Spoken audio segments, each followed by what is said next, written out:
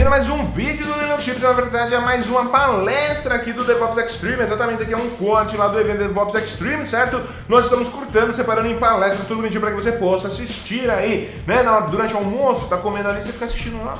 Olha só que legal, né? Essas coisas. É nóis. Vai.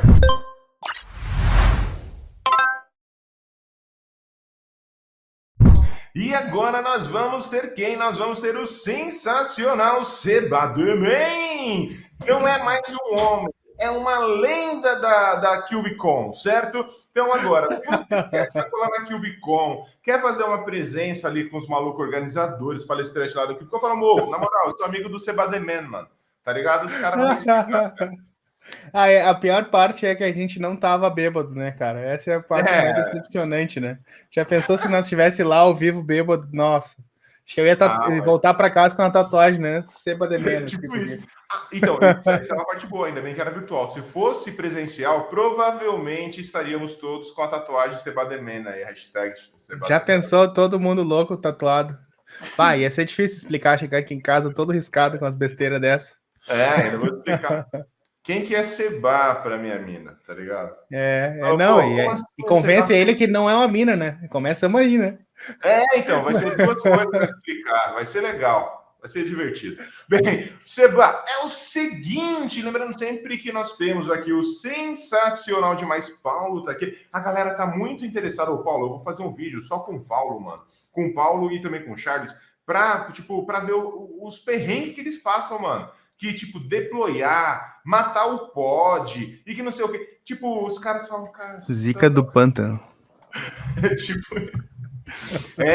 tenso. Olha só. A Stephanie falou que seria o The Hangover. Tipo, isso daí. Seria o Se Beber Não Case. The Hangover é uma história, é uma lenda urbana baseada nas nossas festas do DevOps Days, né? Lembrando sempre, exclamação, Sebastião, você tem lá as redes sociais, aí o Twitter do nosso querido sensacional Sebastião. Seba, vamos então começar essa bagaça. O palco vamos compartilhar a tela aqui. Tá compartilhando aí. Hoje o tempo aqui tá que tá, velho. Tá violenta a coisa, né? Eu vou compartilhar minha tela inteira e vamos torcer que eu faça tudo certo. Beleza. Olha só, vou compartilhar aqui. Já posso compartilhar já? Vai dar aquele espelho infinito? Aí. Vamos tirar fora aqui. Sensacional, Seba. O palco é seu. Show de bola, muito obrigado. Mais uma vez, não esqueci de agradecer aqui, mas muito obrigado por ter colado aqui, por ter aceitado, mano. Sensacional demais ter você aqui. Obrigado a vocês pelo convite aí, pela paciência. É nóis sempre. O meu amigo aqui, vocês me puxam a orelha se eu estiver falando muito devagar. Mas hoje é um desafio. Eu tô me sentindo meio impostor no momento, mas eu acho que vai ser um bom momento para tentar trazer uma coisa que não é nova, mas é uma oportunidade legal de trazer uma coisa que eu estou trabalhando bastante. Eu estou trabalhando com banco de dados em containers e tem para mim uma referência muito forte no mercado, que é o 12 Factor Apps. Que são boas práticas para rodar aplicações em containers, então eu decidi trazer hoje essa ideia de rodar os bancos de dados em containers também, tentar aplicar esses 12 fatores aqui dentro. Então, se eu clicar na tela e funcionar... Aí, eu sou o Sebastian, essa aqui é a Amy, tá comigo aqui, tô fazendo fotinho com ela, porque ela é o papagato, ela gosta de ficar no meu ombro, ela não tá aqui, mas ela gosta de ficar no meu ombro. Eu sou muito fã, sou um fanboy do Postgres, eu trabalho com Postgres faz muito tempo, faz, sei lá, uns 15 anos ou mais. Né? Vou ser sempre um aprendiz de ninja, eu gosto de fazer essas coisas de ninja, de ficar pulando, jogando estrelinha, fazendo loucuras aí no dojo. Eu sou muito fã de Go e Ruby, né? Apesar do Caio, o Caio deve estar aí chorando no cantinho, porque eu tô falando bem de Ruby, né? Como muitos dos meus amigos aqui no evento, eu sou mais um cara que organiza uns eventinhos por aí, dou uma mão no DevOps Days, alguns meetups, PGBR, né? Eu falo muita bobagem, então desde já, se eu falei alguma coisa que te chateou ou que não tá muito legal, me desculpa. Eu tento fazer palhaçada e tentar agradar os outros, que às vezes não dá certo, mas é com a boa intenção de fazer todo mundo rir e se divertir. Eu gosto de tirar umas fotos da comida que eu faço no Instagram, não é nada saudável, mas a ponta da Nutri ficar orgulhosa, mas pelo menos fica bonito, né? E eu gosto de tomar cerveja, apesar de não gostar dessa cerveja forte que a galera toma, eu sou um cara humildão, gosto de tomar umas Weiss, uma cervejinha, umas Pilsen mais humildona, né? E eu também trabalho numa empresa muito massa, que eu tenho muito orgulho de dizer que trabalho lá, que é a Ongres. Que a Ongres é uma empresa que trabalha on Postgres, né? Então a gente trabalha com Postgres, fazendo consultoria e trabalhando com produto lá dentro. E a Ongres tem o meu xodó, né? A razão da minha alegria no trabalho, que é o Stackers, que é um operador para Kubernetes, para rodar o seu banco de dados no Kubernetes. Da mesma maneira que você tem o RDS, da mesma maneira que você tem um ambiente gerenciado na nuvem, rodando na sua infra, com acesso de root, para você ficar feliz. E vamos ser sinceros, a parte mais legal disso que é open source. Você não precisa pagar nada, só vai lá, baixa, usa, de grátis. Tem problema, você me chama, a gente arruma, todo mundo ganha. Beleza? Uma coisa importante que acho que é o primeiro alerta assim para todo mundo, eu vou falar um pouco sobre Kubernetes, banco de dados em containers. A gente tem, deixa eu só fechar aqui o Telegram, porque o Telegram tá muito crazy aqui. A gente tem casos e casos para Kubernetes, nem todo mundo vai ter o melhor cenário para rodar isso. Se você não roda Kubernetes, talvez esse seja um cenário onde não é bom para você. Mas, no geral, o que eu vou falar aqui são práticas onde a gente vai poder usar dentro e fora do Kubernetes, são conceitos que a gente pode aplicar dentro e fora do Kubernetes. Mas considere usar o Kubernetes porque, cara, vai facilitar muita coisa que você tem problema e não sabe como resolver, né? Então, eu por exemplo, trabalhei muito com Bare Metal, com máquina virtual, antes da gente começar nessa onda bacana de usar Ansible, de usar Terraform e tal. E muita coisa que eu fazia no braço, que dava trabalho para fazer setup, levava dias para configurar, agora é um kubectl apply. Então, essa facilidade tem que ser considerada na hora de escolher ou não a solução. Então, assim, tem um site chamado 12factors.net. Esse site, ele tem em português lá, tem em português, inglês, espanhol, tem várias línguas lá. Fica à vontade para dar uma olhada. E lá contém descrições sobre esses fatores, sobre essas boas... Eu gosto de pensar não como fatores, mas sim como boas práticas para poder trabalhar. Se a gente for pensar todos eles, basicamente, o que esse projeto ele tenta trazer a ideia de que a gente vai seguir essas boas práticas, desenvolver uma aplicação, né? E com essas boas práticas a gente vai garantir que ela seja, vamos dizer assim, container ready ou CNCF ready, esteja pronto para rodar na nuvem. Então, na nossa stack ideal de hoje em dia, né? Tá pronto para rodar em container, tá pronto para rodar em Kubernetes, tá pronto para rodar no Nomad, tá pronto para rodar em qualquer lugar. Então, se a gente fosse pensar, o que o 12 Factors ajuda a gente a entender é criar uma aplicação que já tem algum suporte para gerência de logs, para gestão de configuração, para poder também, que é responsável pelas suas próprias dependências, que facilita também saber se ela está funcionando, se ela não está funcionando, facilita saber também se a coleta de algumas métricas de monitoramento e também fazer o que ela devia fazer, né? Porque não é mais só fazer em API ou meu serviço que faz alguma coisa, mas sim a ideia do 12 Factors é trazer todas essas funcionalidades para dentro da minha aplicação, a ponto de ficar fácil de manter ela e de simplificar o deploy dela, né? Então, assim, primeiro fator que a gente tem que fazer, né, para a gente trabalhar com banco de dados é criar um fator novo. Então, a gente, pessoas que trabalham com banco de dados, a gente tem esse amor indescritível, inegável sobre storage. A gente vai querer um lugar que seja seguro, a gente vai querer um lugar que seja garantido, a gente vai querer um lugar onde funcione o mais rápido possível, tenha o maior espaço possível e nunca, sob hipótese nenhuma, nos deixe na mão. Então, eu sei que para a gente trabalhar com TI isso é uma coisa à beira do impossível, mas a gente gostaria, sim, de ter um storage à prova de falhas, né? Então, se você é o tipo de pessoa que está trabalhando em on-premises, que tem um servidor dedicado e tal, o teu ambiente seguro, assim, o ambiente ideal seria um storage no rack dedicado, que vai ter discos redundantes, que vai ter rede redundante, vai ter energia redundante, para que possa suportar qualquer tipo de falha, dependendo, até tem storage redundante para garantir que se storage cair, você não perca os dados e tal. Então, mas agora se você roda na cloud, a coisa é mais fácil. Você vai lá, aloca um disco no ABS, por exemplo, você está usando a Amazon e está liberado. Simples assim. Então, se a gente fosse desenhar um exemplo de arquitetura, o meu banco de dados agora ele é o próprio banco. Deixa eu só botar aqui. Meu banco de dados agora ele é o banco de dados e também o storage. Ele não posso mais tratar o banco de dados só como um programa, mas sim como ele e os dados dele.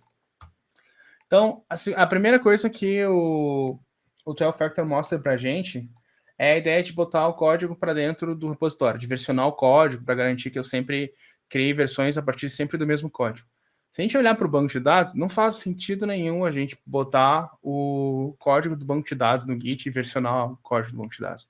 Mas faz sentido a gente ter versionar as mudanças do banco de dados. Por exemplo, o meu banco de dados vai ter tabelas, vai ter colunas, vai ter dados que ele não vai funcionar se não tiver aquela informação, vai ter determinados usuários, esquemas, configurações. Então, a ideia toda é botar essas migrações, essas mudanças dentro do Git e usar algum tipo de aplicação, alguma coisa para poder controlar isso e tratar isso como parte do banco também. Então, assim, já que você vai botar as coisas no Git, já aproveita e coloca uma mensagem bacana no commit lá para que quando você for ler o histórico, pelo menos você não ficar sofrendo, né? Para não ter aqueles casos de teste 2, agora vai, não sei o que eu estou fazendo, mas eu preciso botar uma mensagem. Então fica aí o lembrete, né? Então, lembrando, a gente já tinha o banco e o storage, e agora a gente também tem essa nova parte de aplicação, configuração para gerenciar essas migrações, né?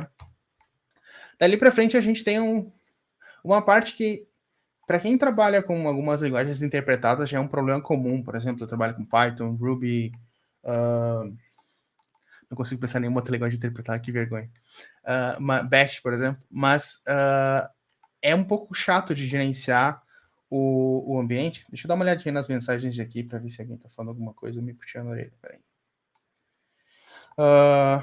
Aí o git commit agora vai a data, ótimo. Mas é um pouco chato de gerir as dependências das aplicações no geral. E o banco de dados não é diferente. Eu que trabalho com Postgres, a gente vai ter extensões que precisam ser compiladas para aquela arquitetura, para aquele sistema operacional. A gente vai ter algumas configurações específicas no SO para que o banco funcione sem problemas. Algumas funcionalidades, sei lá, um file system específico, coisas que vão ter que estar configuradas no host para funcionar. Então, a parte do setup do meu banco de dados, parte do meu banco de dados tem que ser essas configurações também, tem que ser essa gestão de dependências do banco. Então, assim, se vocês querem um exemplo de problema, todas as aplicações feitas em C, que dependem da glibc, da biblioteca GNU libc, sofrem algum tipo de problema bizarro no Alpine quando você roda ela sem recompilar ela. Então, problemas que não fazem sentido nenhum, assim, só dá problema, só tá errado e ninguém sabe o que acontece. Então, esse é um tipo de exemplo. Se a gente voltar para o nosso desenho, agora a gente tem também, para o banco de dados funcionar, tomar cuidado dessas bibliotecas e dependências. Deixa eu ver. Chat. Alguém tá botando os commits com a música do Queen. This is just fantasy. Muito bom. Ok, então, configurações. Configurações é outro drama que é diário na vida de quem faz instalação do banco ou faz deploy do banco de dados. E, assim, às vezes elas são meio óbvias. Por exemplo, eu vou fazer um tuning para ela consumir mais recursos da máquina e o banco de dados ficar mais rápido. Mas às vezes não são. Às vezes são detalhes que a aplicação precisa para que funcione. Uma configuração específica de time zone, configuração específica de localização. E essas configurações, elas afetam como os dados são armazenados dentro do banco de dados. Isso vai fazer que na hora de trazer os dados para o usuário, eles ficam uma ordem errada, ou até mostram os caracteres alienígenas na tela porque está com o encoding errado. Dessa ótica, essas configurações são vitais para a aplicação funcionar corretamente no banco de dados.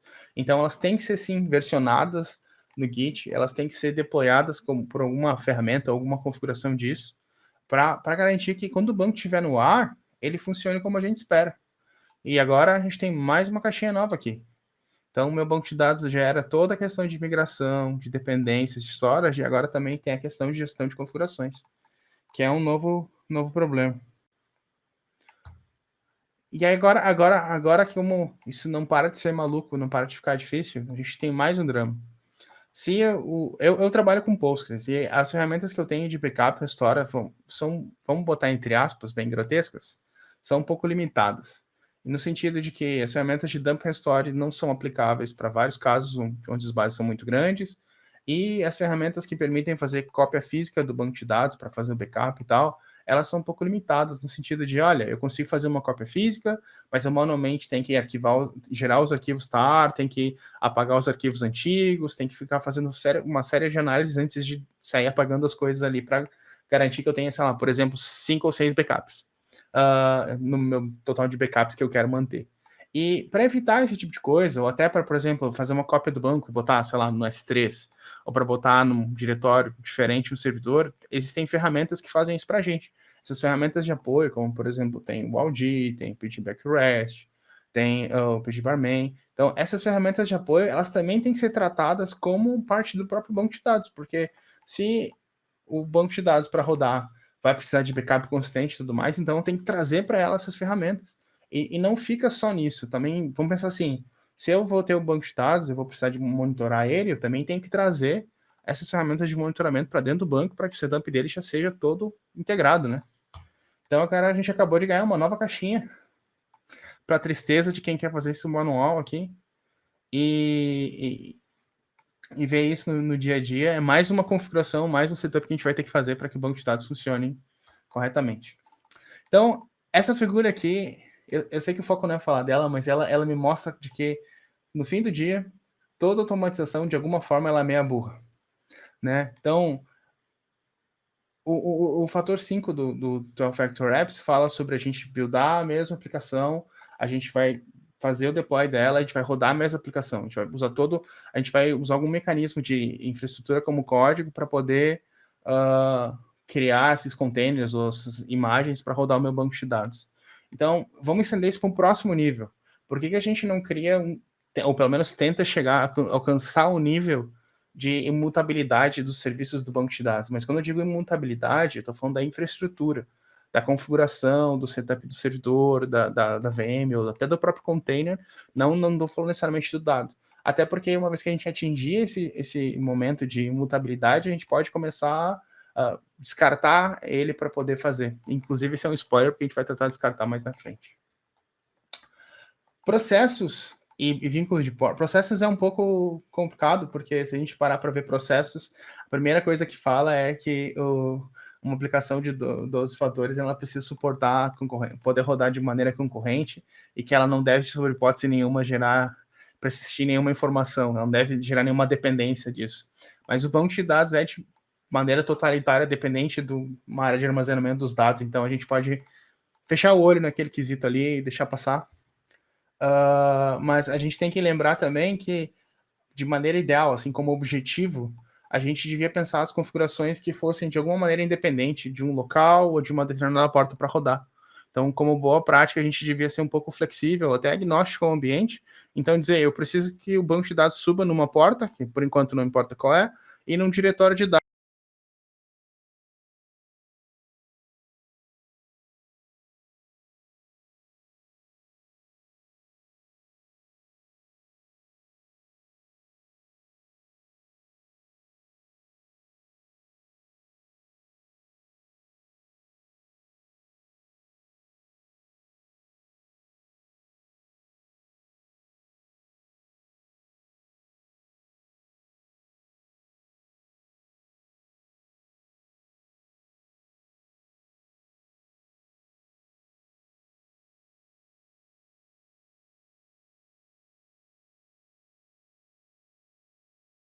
Oi, agora sim! Valeu, ô seu Paulo. Valeu, mano. Tá viajando. Tá mudo. Eu acho que aconteceu alguma coisa de errado que não estava certo com o Seba. Vamos ver aqui. Eu acho que a conexão dele deve ter caído, alguma coisinha aconteceu. Já deve estar voltando aí. Ele voltando, nós continuaremos com a talk dele. Ele já voltou aqui, já está aqui novamente. Alô? Foi uma pegadinha do malandro. Tá me ouvindo? Agora, Sebastião está ao vivo aqui. Olá. Já para a Rede Mundial dos Computadores. Deu problema, eu vou tirar ele aqui porque ele não está ouvindo a gente. Talvez está com um delayzinho. Tá ouvindo, Seba? Agora eu tô ouvindo. Desculpa. Boa! Tudo tranquilo, Seba? Acabei de descobrir que o meu roteador tem alguma rotina que derruba os clientes às 2 da manhã. Não sei por quê. Olha só. O que tá. Isso daí é aquelas cron que a gente deixa. Foi você mesmo que configurou isso daí? Deixa aquelas cronzinhas malucas lá? Óbvio. Não, e sabe a ironia? Eu tenho 2 links aqui em casa e caiu tudo, cara. É Murphy, né? Murphy rege a minha vida. Deixa eu só ver. Mano, vou voltar aqui vou liberar você aqui para que você siga aí, beleza? Show. Só me ajuda a lembrar, eu parei nesse slide ou no anterior? Volta um aí. Foi nesse daí. Tá. Show de bola. Então eu vou começar. Smith, mano. Foi o Smith, mano. O Smith tá me tentando derrubar a Matrix e me levar junto. E você está arrebentando. Você falou lá no começo de síndrome do impostor e que não sei o que, mano. Parabéns, você conseguiu dar um soco na cara dele e tá bem longe de você aí. Você tá arrebentando. Eu não tenho que ouvir ele, senão ele vai me deixar pra baixo. É isso aí, é isso aí. Mano, Show, obrigado, continua. Jefferson. Qual que é seu novamente, mano? Show, muito obrigado. Bom, eu tava comentando assim que processos é um fator para definir que a aplicação ela pode rodar, ela deve rodar, deve suportar rodar várias instâncias dela mesma, e como boa prática, ela deve evitar gerar qualquer tipo de persistência. Então, ela deve evitar de depender de um arquivo no file system para rodar, ou deve evitar de compartilhar qualquer coisa entre os processos para que ela funcione direito. O banco de dados, como sua função elementar, assim, ele precisa persistir dados. Ele precisa garantir que quando tu grava informação lá dentro, ele vai voltar os dados de maneira segura, que em qualquer cenário, mesmo numa catástrofe, ele vai trazer esses dados de volta. Então não dá para a gente vai ter que fazer um skip dessa parte específica de não persistir dados, porque não tem que fazer. Mas o que a gente deve fazer, sim, é criar as nossas configurações e para que garanta primeiro que o meu banco de dados ele seja agnóstico tanto a porta que ele vai precisar rodar, ou até, se ele precisa de algumas portas específicas, ela seja flexível para rodar em portas diferentes, caso já estejam ocupadas, e também para que, caso eu precise de um diretório de dados específico, ou até para um disco específico para rodar, que cada banco tem o seu. Então, para garantir que, por exemplo, se eu tenho na mesma máquina mais de um banco de dados, eu tenho que garantir que cada banco vai ter o seu próprio disco, vai estar rodando a sua própria porta, para garantir que a gente não está um fazendo interferir no outro. O que... Sem redundância não é redundância, é verdade. E o que, na prática, leva o nosso próximo passo, que é a concorrência. Concorrência é a ideia de a gente começar a garantir que ele possa rodar várias vezes e, no caso do 12-factor, é garantir que a aplicação possa escalar de maneira horizontal. Então, o banco de dados ele é um pouco mais sensível para fazer a escala vertical, é um pouco mais difícil. Aliás, a escala horizontal é um pouco mais sensível porque depende muito da questão de como o banco de dados funciona, se ele tem mecanismos de replicação, se ele tem estratégias de load balance das queries e tudo mais. Então, é completamente possível, não é problema fazer isso. Mas, como maneira geral, eu acho que a regra importante aqui é a gente garantir que a gente limite os recursos que a gente vai ter para o banco de dados, para que caso a gente precise rodar mais de um banco de dados no mesmo host, ou caso a gente queira distribuir eles, a gente garanta que o serviço que vai rodar o meu banco de dados, se é uma VM, um container, vai dar os recursos que ele precisa para poder trabalhar direito, né?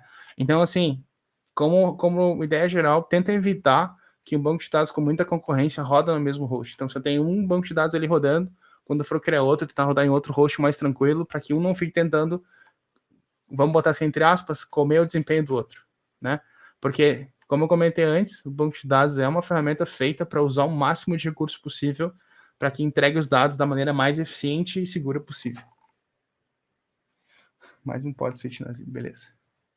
Então, assim, isso é um pouco difícil de ouvir, porque as pessoas sempre vê o banco de dados como uma coisa no cantinho da sala que é intocável, que você não pode mexer. Mas se a gente está tentando montar toda uma infraestrutura que ela é imutável, que ela foi pensada em suportar, em ser flexível para rodar em portas diferentes, em discos diferentes e tal, o próximo passo para isso é a gente começar a usar o quê? Descartar as coisas. Tipo assim, o meu banco de dados, sei lá, tá rodando um container, e esse container está apontando para um disco separado. Eu quero fazer um upgrade, quero fazer alguma mudança de configuração, por que não criar um novo container, parar o container antigo, botar para o disco antigo, fazer toda essa mudança e garantir que, de fato, eu não estou fazendo nada. Ou até de uma maneira ainda mais segura, que é o quê? Eu criar uma outra máquina, criar uma réplica desse banco de dados, aplicar as configurações dela, fazer a virada para essa nova máquina e descartar a anterior. Então, esse tipo de cenário seria ideal para a gente poder garantir que as mudanças são atômicas, né? Que garantem que uma não vai afetar a outra. Só mudar quando for seguro, né? Até se falhar a criação da réplica para poder mudar as configurações, eu não tiro o banco de dados do ar. Aqui começa uma coisa que eu particularmente acho muito interessante e normalmente é um pouco difícil de fazer. Até antes do Kubernetes era muito difícil e agora já não é tanto, né? com o advento do Docker/Docker Compose, Kubernetes e companhia, no caso, Kubernetes, Swarm, Nomad, Mesos. Eu nunca trabalhei com Mesos, então eu posso estar falando muita besteira aqui. O ideal é que a gente tenha toda a nossa regra de ambiente de banco de dados e a gente tenha ele exatamente igual como é em produção. Para que o time que está trabalhando naquele banco de dados, ele saiba que as coisas que funcionam para ele também vão se aplicar no ambiente de produção. Por exemplo, se eu tentar fazer um procedimento que de alguma maneira vai parar de fazer funcionar as migrações, quando eu fizer isso no ambiente de desenvolvimento, eu vou ter o mesmo problema que eu tenho em produção. Então, eu já estou evitando uma catástrofe muito antes de sair de desenvolvimento e para o próximo stage, como a Camila comentou antes. Então, isso é muito importante. A mesma coisa. E algumas coisas, por mais que pareçam ser difíceis, podem ser trazidas bem tranquilamente. Por exemplo, se o meu banco de dados, as ferramentas de backup precisam do S3, eu posso usar uma API compatível como Mini.io para poder ter um ambiente, abre aspas, um S3 local, para poder fazer os backups e simular tudo sem, de fato, ter nenhum problema. Eu tenho uma demo do Stackers aqui que vai trazer esses cenários todos, e ela especificamente tem o Mini.io rodando para ter todas as funcionalidades que eu teria se eu estivesse rodando na Amazon, no Azure, no GCP. Uma coisa importante que o 12Factor fala sobre logs é que os logs devem ser tratados de uma maneira útil, assim, de trazer informações úteis da aplicação sobre o que ela está fazendo, sobre eventos que estão acontecendo, trazer os dados de uma maneira que tenha uma utilidade. E para o banco de dados não é diferente. O banco de dados, ele é muito sensível ao que está acontecendo e normalmente ele gosta no log quando ele está tendo algum problema ou quando ele está precisando de ajuda em alguma coisa. Essas queries estão demorando muito. Esse parâmetro aqui precisa ser ajustado porque eu estou fazendo tantas operações com muita frequência. Então, uma das coisas que a gente vai ter que fazer para a nossa arquitetura de banco de dados é ter algum mecanismo que, de alguma maneira, use os logs a nosso favor. Seja ele para streamar para algum lugar, para botar no Grafana, botar um gráfico e dizer, estou tendo tantos alertas, ou tais ações estão sendo necessárias. Ou até, de fato, alguma ferramenta que analisa os logs e gere relatórios dizendo, olha, com base nessas queries de ontem, a gente tem essas queries para dar uma olhada e fazer otimização e tudo mais. Né, que é o caso que o PagerDuty faz hoje. Mas lembrando que na nossa arquitetura, que já não era muito simples, a gente vai precisar também de um analisador de logs. E por fim, quem é que nunca teve que fazer uma manutenção no banco? Que não era necessariamente mudar uma configuração, mas sim rodar um comando que não é uma migração, que é uma coisa bem específica, como reindexar uma tabela, alguma coisa assim. Então, para esses cenários, caso a gente precisa, ideal que a gente tenha esse ambiente pronto muito antes da migração. Que tenha esse ambiente, vamos botar entre aspas, esse bastion host definido, para que a gente possa fazer a migração do banco, fazer as manutenções que precisa de maneira segura e tranquila, de ter um ambiente seguro para poder trabalhar. Né? Então, se eu fosse fazer, por exemplo, o reindex na madrugada, ter uma máquina separada que já está prontinha, que tem o cliente do banco, tem o acesso configurado, tem toda a ferramenta de manutenção que eu preciso para acompanhar se está funcionando, para poder ver logs, ver coisas assim, antes da migração, é o que vai garantir que o processo vai ser tranquilo. E a gente, obviamente, vai trazer essa ferramenta de apoio para dentro do nosso ambiente de banco de dados e também com as suas dependências e runtimes, porque a ferramenta de apoio, necessariamente, ela não precisa ser exatamente o mesmo ambiente de banco de dados, pode ser só os clientes do banco, mais algumas outras ferramentas externas, como, por exemplo, o cliente da ferramenta de backup, ou o cliente da ferramenta de monitoramento, sabe? Então, nessa pegada aqui. Então, falar é muito fácil. Dizer, vamos ficar fazendo desenho, vamos fazer infraestrutura e tal, é muito, muito, muito fácil. Mas e como é que a gente poderia rodar isso no Kubernetes? Como é que a gente fosse fazer isso no deploy hoje? Fazer o deploy agora, quero ver isso rodando. Como é que eu faria? Bom, primeira coisa que eu ia começar a mudar é que se eu fosse rodar no Kubernetes, o meu banco de dados ia começar nascendo como um pod. Então, a gente tem um deployment específico lá dentro do banco de dados que é o stateful set, que é um deploy específico para poder fazer a criação dos meus pods, que vai na definição do template, eu já posso dizer para ele que o meu pod para rodar já vai ter vinculado um storage. Já começo por aí. E fazendo isso, para rodar o meu banco de dados no container, eu já resolvo dois problemas. Eu vou resolver o problema da persistência, de ter um runtime que eu preciso para rodar, e também o meu storage, que vai ser um persistent volume, criado através de um persistent volume claim. Então, as minhas ferramentas de migração, de rollback, eles na prática vão ser jobs que vão executar quando a gente precisa. Então, a gente pode fazer isso. O Stackers tem uma opção específica de rodar tarefas agendadas, mas ele podia ser um cron job que roda de tempo em tempo, ou pode ser um cron job que vai rodar quando eu preciso. Então, depende muito. A questão das configurações, eu vou usar ou um próprio config map ou até um secret.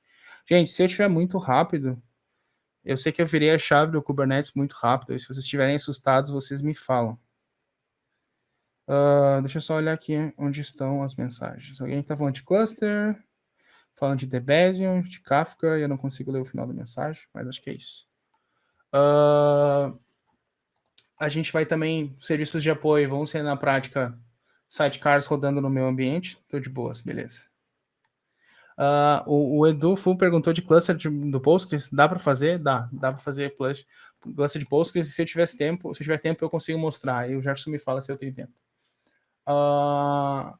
Esses agentes que eu tenho para as ferramentas vão ser basicamente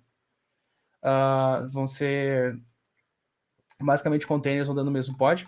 O Jonathan perguntou o que é um pod. Pod, dentro do Kubernetes, é uma unidade que é composta de um ou mais containers. Esses pods, eles se comunicam como se fossem dentro da rede local, eles têm acesso ao mesmo disco, e eles também ganham um IP para ser acessado por dentro do Kubernetes. Então, não é uma analogia muito grotesca, muito exagerada. Só para ilustrar, ele funciona como se fosse uma máquina. Então, a máquina vai ter IP, vai ter um file system, vai ter esses processos rodando dentro dela. Então, só para uma analogia, dá para dizer que o pod funciona como se fosse uma máquina. Né? O nosso serviço de logs também, a gente vai ter um analisador de logs rodando também como sidecar aqui dentro. Então, assim, caso eu precise rodar alguma ferramenta administrativa, mais um sidecar aqui dentro rodando, mirando meu pod. Se a gente pudesse pensar assim, na versão final, esse seria o nosso modelo de 12-factor databases para poder rodar dentro do Kubernetes. Eu poderia adaptar isso para rodar no ambiente fora do Kubernetes? Poderia sim. Podia ser um job no Nomad, podia ser um Docker Compose, que aloca um disco externo apontando para o storage, apontando para o OBS. Não tem problema nenhum. Então, o ponto todo é que tudo isso é possível de fazer no ambiente controlado, como rodando em cima de containers. Deixa eu fazer o seguinte. Jefferson, volta para mim e me diz se eu tenho tempo. Eu não sei certeza se eu tenho tempo para mostrar um demo. Tipo, 2, 3 minutos. É só para mostrar rodando mesmo. Então... 2, 3 minutos tá suave. O meu fone vai me matar, mano. Não tá funcionando, mas não é eu, ou eu, não sei. Tá me ouvindo? Tô te ouvindo, agora tô te ouvindo. Boa. Então, tem sim, mano. Pode sim, uns 2, 3 minutinhos sim. O Rafa já tá aqui no backstage, pronto para começar. Mas, mano, a gente nunca pode negar uma demo.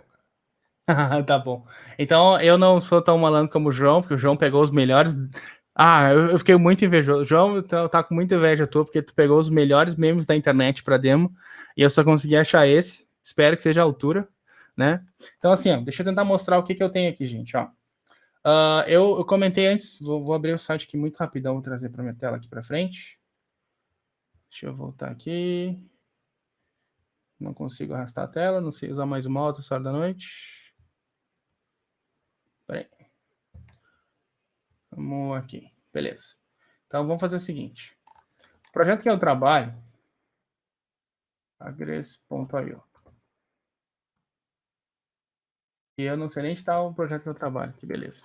Então, a nossa proposta é criar um operador para rodar Postgres no Kubernetes. E a proposta que a gente tem aqui dentro é ter um RDS exatamente igual é no console da Amazon dentro do teu Kubernetes. Não é mais nem menos, é a mesma proposta. Eu já tenho ele rodando aqui.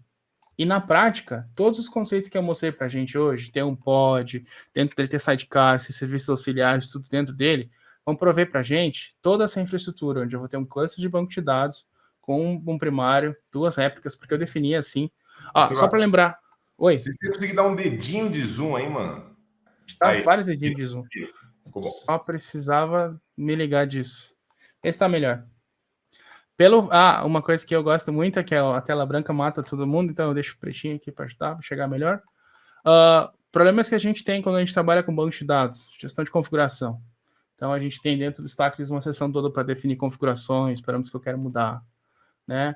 A gente também, dentro do cluster, a gente tem o problema de backup, então eu quero configurar backups que eles rodem de forma automatizada, de X em X tempo, guardando os meus backups no S3, algum storage distribuído, né? Gestão de logs, caso eu queira fazer pesquisas e procurar coisas dentro do meu banco de dados. Os meus logs não estão funcionando, não sei se é porque eu não conectei no banco. E também tem o monitoramento. Deixa eu dar um refresh na tela aqui para ver se não está falhando alguma coisa. Aí. Então, caso eu queira alguma coisa especial do monitoramento, do tipo assim, saber o tamanho da base, saber configurações, saber especificamente como é que está o uso do banco, eu não tenho nada rodando aqui dentro. Mas, por que eu falei disso, gente? Porque o Kubernetes tem uma coisa incrível, que é... Deixa eu cancelar aqui, que eu quase fechei tudo. Que é basicamente poder descrever as instalações em arquivos YAML. Então, se eu quero, por exemplo, criar um cluster de banco de dados, eu vou ter que criar um arquivo que vai dizer, olha, eu quero um cluster de Postgres com 3 instâncias, rodando com cada pod vai ter um volume tal, vai usar essas configurações, vai usar essa versão do banco, vai habilitar o monitoramento. Então, a proposta toda do operador de Stackers, que ele é completamente open source, é de graça se você usar, não estou vendendo nada aqui, eu não estou ganhando nada para isso, estou só mostrando uma coisa que eu estou trabalhando que eu acho muito diferenciada, que é tipo o quê? Poucas configurações e eu consigo ter um cluster funcional aqui dentro. E pelo fato de eu ter um cluster, deixa eu dar um zoom aqui, porque eu acho que deve ser mais fácil para a galera. Pelo fato de eu ter um cluster aqui dentro, eu tenho os pods rodando dentro do pod, dentro do meu container. E lembra que eu tinha comentado? Cada pod, ele vai ter vários sidecar para fazer aquelas funcionalidades. Eu sei que eu não tenho muito tempo, eu já meio que mostrei funcionando. Tudo que eu criei aqui pela UI pode ser feito pela linha de comando, tá? Com aqueles arquivos que eu estava mostrando aqui. Então, se eu tiver um outro momento, eu posso mostrar com mais carinho, mas a anatomia de um pod, do Stackers, ele funciona exatamente como a gente estava falando antes. A gente vai ter o serviço vai ter um container principal que vai apontar para um volume, a gente vai ter os pods para acessar um load balancer, um pool de conexões, as ferramentas de apoio, as ferramentas de monitoramento do próprio Prometheus, um agente de backup, uma ferramenta para extração de logs. E aqui, especificamente, a gente tem coisas do Kubernetes, que são o nosso operador, ele tem um pod local controller, que é um software para interagir com a própria API do Stackers para poder gerenciar as mudanças do cluster e tudo mais, certo? Então, é isso que eu tinha para hoje. Desculpa se eu apressei, eu não pude preparar o demo, era uma coisa mais a mostrar funcionando. Se eu tivesse um pouquinho mais de tempo, eu gostaria de ir adentro do Stackers, nos quebrar tudo, mostrar os bancos fazendo failover e tudo mais. Mas para não atrapalhar muitos colegas, eu vou dar uma segurada por aqui mesmo. E é isso. Muito foda, Seba. Parabéns, arrebentou demais. Eu já vou pegar, já vou colocar aqui também, mano. Achei foda. Aí. Tipo, literalmente, a 1 YAML de distância você tem um Postgres em cluster e todo bonitão, com dash e tudo mais. E a gente tem casos disso em produção, não é só uma história do tipo, é muito lindo na minha máquina, mas ninguém usa, né? Tem bases começando a ficar grande aí em produção, rodando GCP, rodando em outros clouds. Então dá para brincar nele. E se seu caso é o caso que roda Kubernetes, é um negócio que vale a pena para você, precisa de um banco de dados autogerenciado, fica a sugestão, hein? PGI, Kubernetes igual a medo. A galera que usa Oracle tinha que ter medo, não eu. Ô Seba, ó, e fica aqui o convite já. Você vai participar lá do Mutirão DevOps, certo? E lá você vai conseguir mostrar isso com muito detalhe, porque com certeza vai ajudar uma galera. Seba, mais uma vez, muito obrigado mesmo por ter colado. Eu sei que aí no Brasil já é que horas são agora? Agora são 2h20. 2h20 da manhã, mano. Vai lá descansar ou acompanhar e continuar acompanhando. Eu vou tentar ficar aqui pelo menos até o Hugo. Não sei se eu não vou dormir, mas eu vou tentar aqui. Fique. Vamos aí, vamos. Hoje a meta é ninguém dormir. Obrigado para todos aí. Desculpa alguma coisa. Muito obrigado. De forma alguma. A gente somente agradece. Foi foda. Obrigadão, Seba. Até.